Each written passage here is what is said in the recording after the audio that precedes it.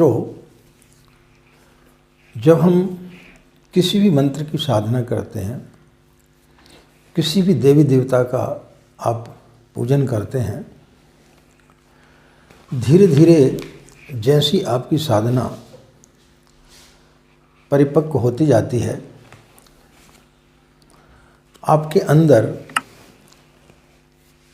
अहंकार आते जाता है, जो कि आपकी साधना में सबसे बड़ी रुकावट होता है। खासकर जब हम गायत्री मंत्र की साधना करते हैं, गायत्री मंत्र वैसे ही ब्रह्मांड का सर्वशक्तिशाली मंत्र है, और जब हम इस मंत्र का जाप करते हैं तो इसकी सिद्धियां हमें बड़े जल्दी प्राप्त होना चालू हो जाती है। ऐसी स्थिति में यदि हमारे अंदर किसी प्रकार का अहंकार आ जाता है, किसी प्रकार की वासनाएं आ जाती हैं, तब फिर वो मंत्र हमें फलित होना बंद हो जाता है। यह मंत्र हमें अहंकार से मुक्त होना सिखाता है और उस चरम स्थिति पर ले जाता है जहाँ व्यक्ति समझ पाता है कि मैं कौन हूँ। तो आज इन्हीं सब बिंदुओं पर आज हम आपसे चर्चा करेंगे कि साधना में अहंकार कितना व्यवधान उत्पन्न करता है और आपको अपने आप से परिचय नहीं होने देता है। राधे राधे, जय श्री कृष्णा। नमस्कार, मैं आचार्य पंडित गिरीश बारोलिया। गायत्री महामंत्र। ओम भूर्भुवः स्वः तत्सवितुर्वरेण्यं भर्गो देवस्य धीमहि धियो यो नः प्रचोदयात्। अखण्डमण्डलाकारं व्याप्तं येन चराचरं तत्पदं दर्शितं येन तस्मै श्रीगुरवे नमः। तस्मै श्रीगुरवे नमः। मित्रों, संत ज्ञानेश्वर के प्रथम शिष्य हुए थे संत चांगदेव। 14 वर्षों से वो साधना कर रहे थे, और जब वो साधना करते थे तो सुबह सुबह जब वो ध्यान से उठते थे तो वहाँ पर आसपास के गांव में जिस भी व्यक्ति की मृत्यु हो जाती थी, वो उस व्यक्ति को लेकर के आते थे और वहाँ पर लिटा देते थे। जैसे वो ध्यान से उठते थे, लोगों के सिर पर हाथ रख देते थे, वो उठ करके वहाँ से सब चले जाते थे, यानी वो मुर्दा जिंदा हो जाते थे। यह कार्य उनका प्रतिदिन चलता था। नित्य जो है बहुत सारे लोग आते और अपने परिवार के मृत व्यक्तियों को लेकर आते और प्रसन्नता से उन्हें जीवित लेकर के चले जाते। एक दिन वहाँ से संत ज्ञानेश्वर की बहन मुक्ताबाई, जिनकी उस समय उम्र 8 वर्ष की थी, जब वहाँ से निकली तो उन्होंने वहाँ के लोगों से पूछा कि भाई ये भीड़ किसके लिए इकट्ठी है, ये लोग यहाँ पर मुर्दे क्यों लेटे हुए हैं। तब उन्होंने बताया कि ये जो संत हैं, इनके अंदर इतनी शक्ति है कि जब ये अपनी समाधि से उठते हैं और अपने हाथ से मुर्दों के ऊपर सिर पर हाथ रखते हैं, ये मुर्दे जीवित हो जाते हैं। तो मुक्ताबाई ने बोला कि इतनी देर करने की क्या आवश्यकता है। उन्होंने जल में तुलसी दल डाला और सभी मुर्दों के मुंह में थोड़ा थोड़ा पानी डाल दिया। वो मुर्दे सारे जीवित होकर के चले गए। थोड़ी देर के पश्चात में चांगदेव अपनी साधना से उठे और जैसे ही देखा कि वहाँ आज एक भी मुर्दा नहीं है, न कोई भीड़ है, तब उन्होंने अपने शिष्यों से पूछा कि भाई ये आज मुर्दे क्यों नहीं आए। तब उन्होंने सारा घटनाक्रम बताया कि एक छोटी सी बच्ची आई थी, 8 साल उसकी उम्र थी, और उसने तुलसी दल डाल करके जल में सबके मुंह में डाल दिए, सब लोग जीवित होकर के चले गए। उनके अहंकार को बड़ी चोट पहुंची कि मैं 1400 वर्ष से तपस्या कर रहा हूं और एक 8 साल की बच्ची ने उन मुर्दों को जीवित कर दिया। उन्होंने आंख बंद की और ध्यान लगाया कि ये कौन है। तब उन्हें पता चला कि कोई एक बहुत बड़ा संत जिसका अवतरण हुआ है संत ज्ञानेश्वर के नाम से। तब उनके मन में विचार आए कि इनसे मिला जाए, लेकिन किस प्रकार से मिला जाए, अहंकार सामने आ रहा था। तो उन्होंने सोचा कि एक पत्र लिखा जाए। तो जब वो पत्र लिखने बैठे तब सोचा कि इन्हें आदरणीय लिखूं कि पूजनीय लिखूं, क्योंकि उम्र में बहुत छोटे हैं। तो पूजनीय लिखना ठीक नहीं, आदरणीय लिखना भी ठीक नहीं, चिरंजीवी लिखना भी ठीक नहीं। बहुत देर तक विचार करते रहे। बाद में जब उनको कुछ भी समझ में नहीं आया तो उन्होंने कोरा कागज अपने व्यक्ति के हाथ से उनके पास से भिजवा दिया। जब उनका दूत संत ज्ञानेश्वर के पास आया और वो कोरा कागज दिया तो संत ज्ञानेश्वर तो कुछ बोले नहीं, मुस्कुरा कर रह गए। लेकिन उनकी बहन मुक्ताबाई जोर जोर से हंसने लगी। तो उस आगंतुक ने पूछा कि आप क्यों हंस रही हैं? तो उन्होंने बोला कि मैं इसलिए हंस रही हूँ कि आपके जो गुरु हैं वो 14 वर्षों में भी कोरे के कोरे रह गए। जब उनके दूत ने जाकर के यह बात बताई तो उनके अहंकार को पुनः चोट पहुंची। उनके मन में विचार आए कि इनसे मिला जाए। अब कैसे मिला जाए? चूँकि बहुत बड़ा संत है, उनसे यदि मिलने के लिए जाना है तो फिर कोई छोटी छोटी सवारी तो नहीं। तो वो शेर की सवारी पर बैठ गए और सांप का उन्होंने चाबुक बनाया। और जब शेर पर बैठ कर के वो चले तो उनके शिष्य भी उनके पीछे पीछे पहुँचे। संत ज्ञानेश्वर अपने घर में दीवाल की मुडेर पर बैठे हुए थे। तो जैसे उन्होंने देखा, मुक्ताबाई ने बोला कि चांगदेव जो है वो आपसे मिलने के लिए आ रहे हैं शेर पर।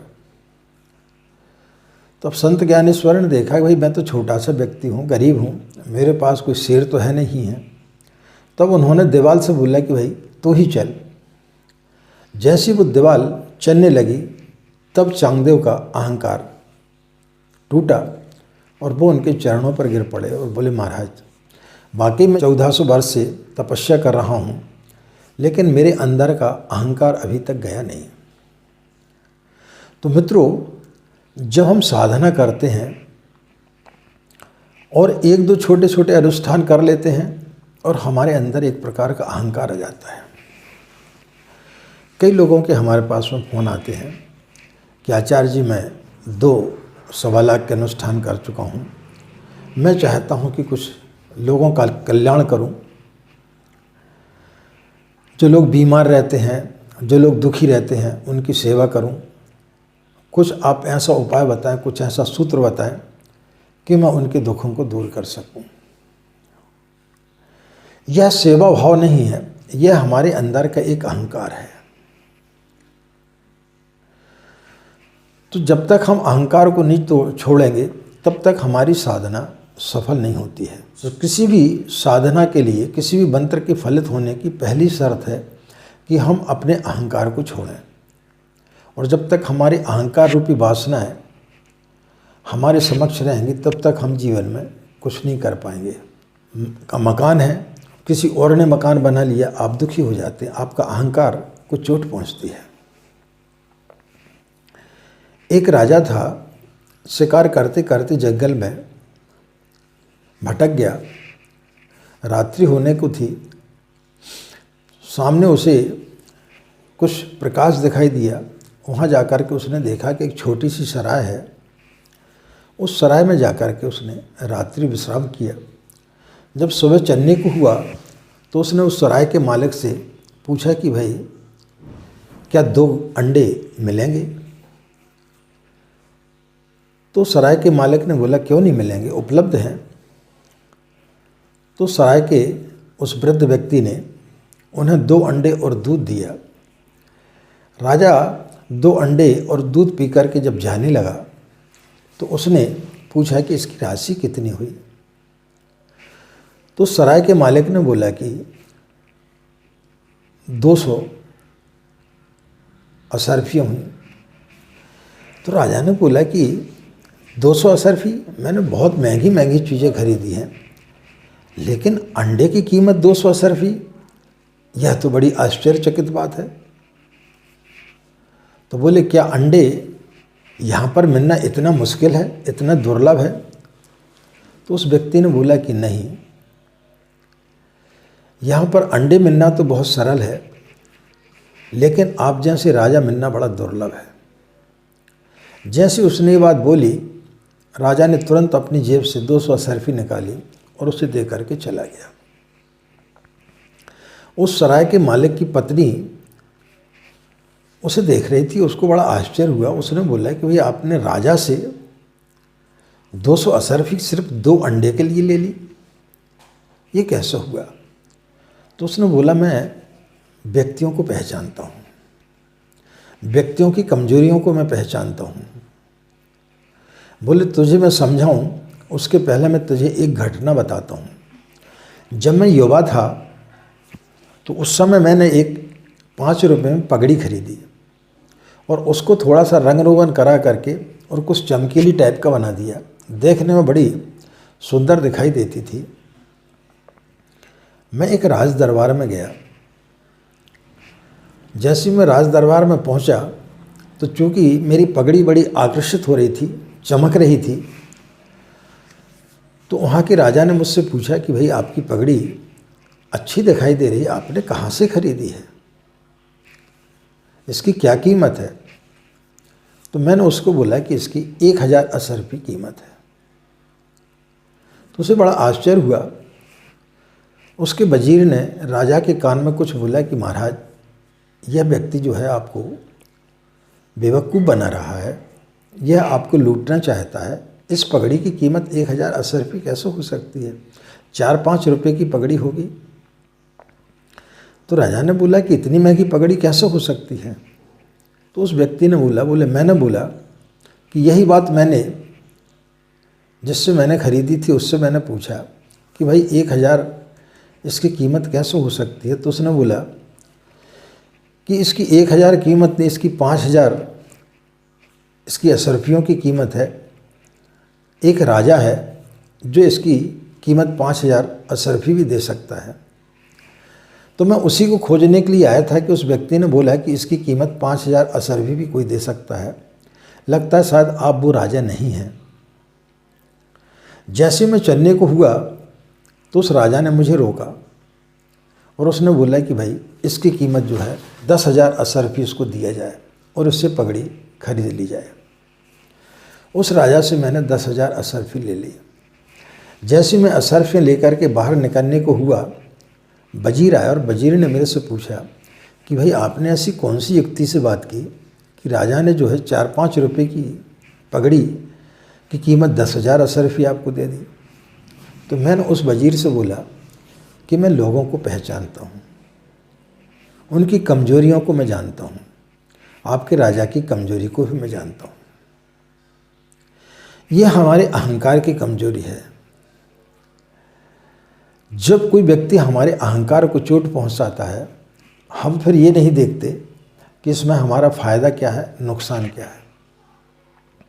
आप जब कभी ट्रेन में सफ़र कर रहे होंगे तो उस समय आप ध्यान रख देना कि जब कोई भी भिखारी आता है तो वो अपनी फ़ोटो रखे रहता है। कोई साईं बाबा की रखे रहता है, कोई संतोषी माता की रखे रहता है, कोई किसी देवी देवता की रखे रहता है, लेकिन वो खाली तस्वीर नहीं रहती, उस पर कुछ ना कुछ पैसे ज़रूर पड़े रहते हैं।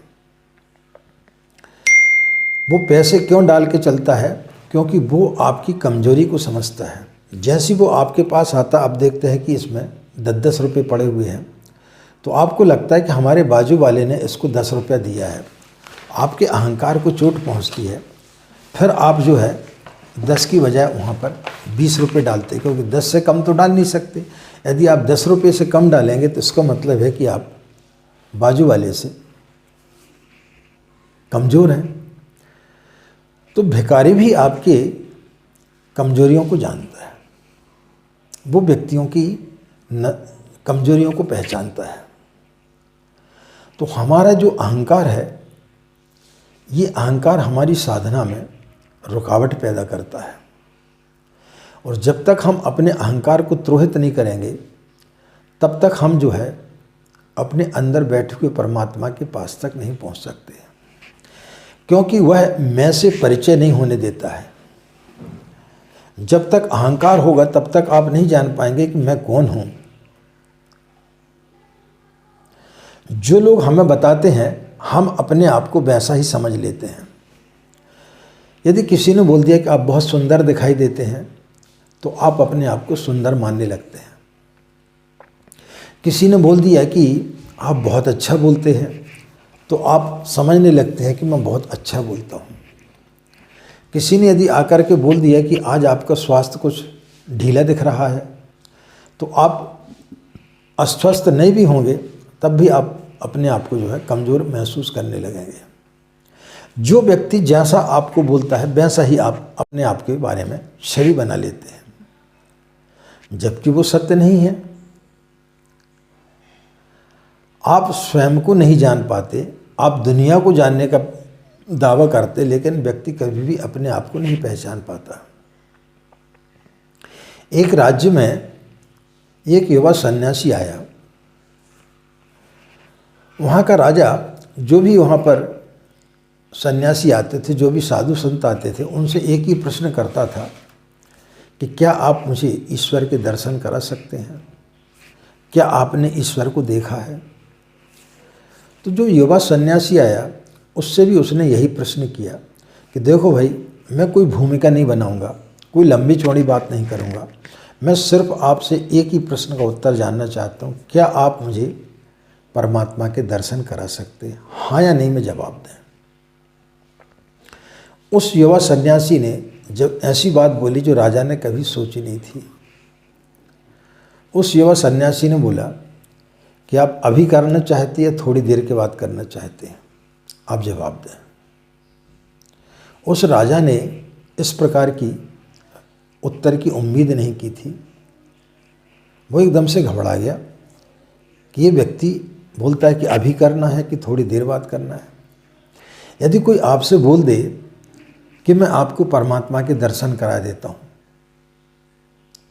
तो आप चाहते हुए भी नहीं कर पाएंगे दर्शन, क्योंकि आपको लगेगा कि अभी तो मैंने दुनिया कुछ देखी नहीं, अभी तो मेरा विवाह भी नहीं हुआ, अभी बच्चे पैदा हुए हैं, बच्चे बड़े नहीं हुए हैं, या बच्चे बड़े हो गए तो अभी उनकी शादी करना है, शादी होगी तो अभी उनका नाती पोते देखना है। तो फिर व्यक्ति विचलित हो जाता है। तो राजा भी विचलित हुआ कि कैसा व्यक्ति बोलता है मैं अभी कराऊं दर्शन, और खुदा न खास्ता मैंने यदि परमात्मा को देख लिया तो फिर इस जीवन से मुझे मुक्ति का ध्यान आएगा कि इस जीवन में रह कर के करूँगा क्या, अभी तो मुझे बहुत कुछ देखना है। तब उसने बोला कि भाई आप कहीं मुझे बेवकूफ़ तो नहीं बना रहे? तो उस युवा सन्यासी ने बोला मैं बेवकूफ़ नहीं बना रहा हूँ, लेकिन आप पहले ये बताएं कि आप ईश्वर को देखना चाह रहे हैं क्या? तो उसने बोला हाँ, मैं देखना चाहता हूँ। तो बोले ठीक है, आप मुझे ये बताएं कि आपका नाम क्या है, आप कौन हैं, ताकि मैं ईश्वर के पास में अर्जी भेज सकूं कि भाई फलाना व्यक्ति आपसे मिलना चाहता है। जैसे आपने देखा होगा, आप कलेक्टर के पास मिलने के लिए जा रहे हैं, या किसी नेता के पास मिलने के लिए जा रहे हैं, या किसी बड़े व्यक्ति के पास मिलने के लिए जा रहे हैं, तो पहले आपको अपॉइंटमेंट लेना पड़ता है, कागज़ में लिख करके भेजना पड़ता है, ग्रीस बारोलिया फलाना फलाना आम ढकना। तो वो जब पढ़ता है तो फिर वो आपको बुलाता है। तो उस युवा सन्यासी ने बोला कि आप अपना परिचय लिख करके दें ताकि मैं ईश्वर के पास भेज सकूँ, तो फिर वो आपको बुलवाएंगे। उसने अपना पूरा इतिहास लिखा कि मैं फलाने फलाने राज्य का राजा हूँ। तो उस युवा सन्यासी ने जब उसको पढ़ा तो उसने बोला कि यह आपका परिचय नहीं हुआ। बोले क्या बात करते हो, पूरी प्रजा को बुला करके पूछ लो कि मेरा नाम ये है और मैं इस राज्य का राजा हूँ। तो उस युवा सन्यासी ने बोला कि यदि ये मान के चलें कि आपके पास में राज्य नहीं है और ये आपके पास में कुछ भी नहीं है, तब आप क्या रहेंगे? बोले तब भी मैं ही रहूँगा। बोले आप में कुछ परिवर्तन आएगा? बोले कोई परिवर्तन नहीं आएगा। तो जब बोले आपके पास में राज्य नहीं रहेगा और आप अपने आप वही रहेंगे, तो फिर ये आपका परिचय कैसे हुआ? यदि आपका नाम यही नहीं रहेगा तब भी आप वही रहेंगे। आपका नाम यदि राम है, श्याम है, मोहन है, और यदि आपका ये नाम ना रहे तब भी आप तो वही रहेंगे। तो फिर आप हैं कौन? आप गरीब हैं तब भी आप वही रहेंगे, आप अमीर हैं तब भी आप वही रहेंगे। तो यह आपका परिचय कहाँ हुआ? तो जब आप ईश्वर के पास बैठते हैं तो अपने मैं को ख़त्म करना, अपने अहंकार को ख़त्म करना, और जैसे व्यक्ति का अहंकार खत्म होता है उसका मैं तिरोहित हो जाता है। जैसी बूंद सागर में समाहित होती है वो समुद्र बन जाती है। तो जैसी हमारा मैं खत्म होता है तो उसका ईश्वर से परिचय हो जाता है, और जैसे ईश्वर से परिचय होता है तो ईश्वर कहीं बाहर नहीं है, ईश्वर आपके अंदर ही विराजमान है। तब वो पाता है कि ईश्वर सदा से मेरे अंदर ही था। मैं दुनिया भर में इधर उधर भटक रहा था, मंदिरों में खोज रहा था, मस्जिद में खोज रहा था, गुरुद्वारे में खोज रहा था, लेकिन ईश्वर कहीं बाहर नहीं, ईश्वर हमारे अंदर ही है। लेकिन हम उस परम पिता परमेश्वर को कब जान पाते हैं? जब हम अपने अहंकार को ख़त्म कर देते हैं। और जैसी व्यक्ति के अंदर का अहंकार खत्म होता है उसका मैं समाप्त हो जाता है, और जैसी मैं समाप्त होता है उसका अपने आप से परिचय हो जाता है। और जैसी वो अपने आप से परिचय होता है तो अपने आप में जब वो देखता है अपने अंदर, तो स्वयं वहाँ परमात्मा को विराजमान पाता है। तो मित्रों, जब भी हम साधना करते हैं अपने अहंकार को तिरोहित करें। जब तक आपके अंदर अहंकार रहेगा तब तक आप ईश्वर के निकट नहीं पहुंच सकते हैं, आप किसी भी मंत्र की सिद्धियां प्राप्त नहीं कर सकते हैं।